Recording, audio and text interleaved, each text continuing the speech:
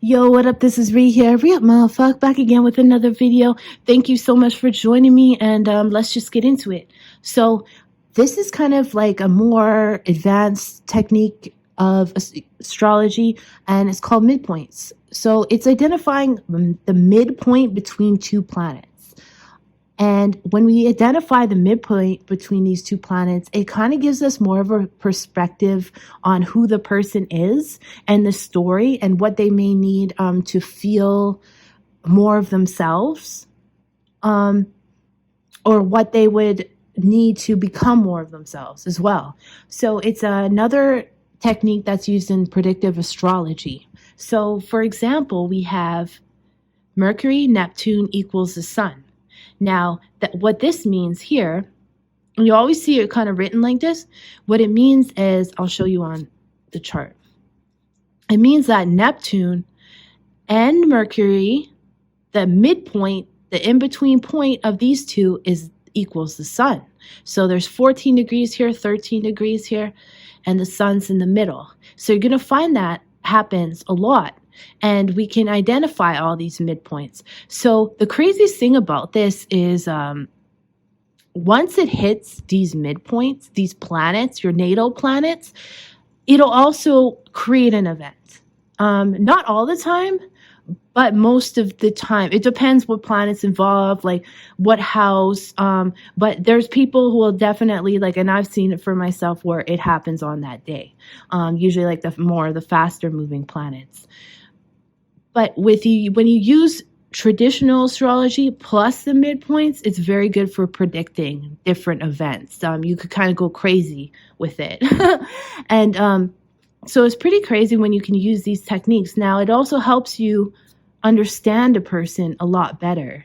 I'm going to show you for an example. By the way, this is from the book Astrology Midpoints by Don McBroom. It's a really good book. This is like a 220-page book just on midpoints. So I'm completely obsessed with astrology. As you can see, I think I read about 100 books since the summer. I'm just, this is why I don't go out. But anyways, when you're using midpoints, it gives you an 858 other possibilities of predictions. That's insane. So if you want to go crazy, you can use this. I'm going to show you how an example of this. So we could use Muhammad Ali, right? So he has the Jupiter North Node equals the sun. So what will satisfy his ego, which is the sun. The sun is the ego, right? What you project to the world. And for him, his statement was always, I am, which is the sun, the greatest, which is Neptune, right? So his ego definition, what can be accomplished to make him, to build up his ego and his self, has to do with being exuberant, which is Jupiter, in a public presentation, which is the North Node. And it goes exactly with his statement. Now you'll see everyone only talks. They'll speak, and the way they speak has to do with their placements. You can listen to someone talk and you could figure out what this person's chart is. It's pretty crazy. There's other ones that you had like Mozart as well as, and Napoleon also had this with Mercury, Neptune equals the sun. And because a Neptune is more of like the imaginary.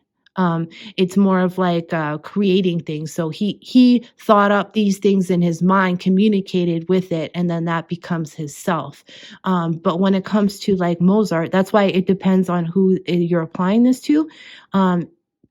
With him, it's like artistic. This is artistic in communication. And so he was able to bring those things to life through music, and then artistic is music, obviously.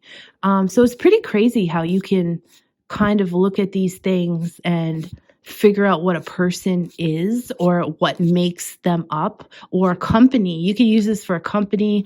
You can use this for pretty much anything. And maybe also if you have two people that you're doing a synastry chart and you want to figure out like, hey, are these people compatible? Like you can kind of see like, are these people similar in a way? Or do they have completely different values using midpoints?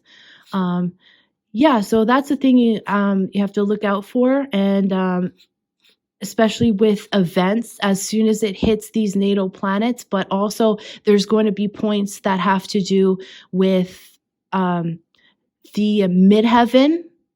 So of your point of your reputation, and also there's going to be hitting points that have to do with your ascendant.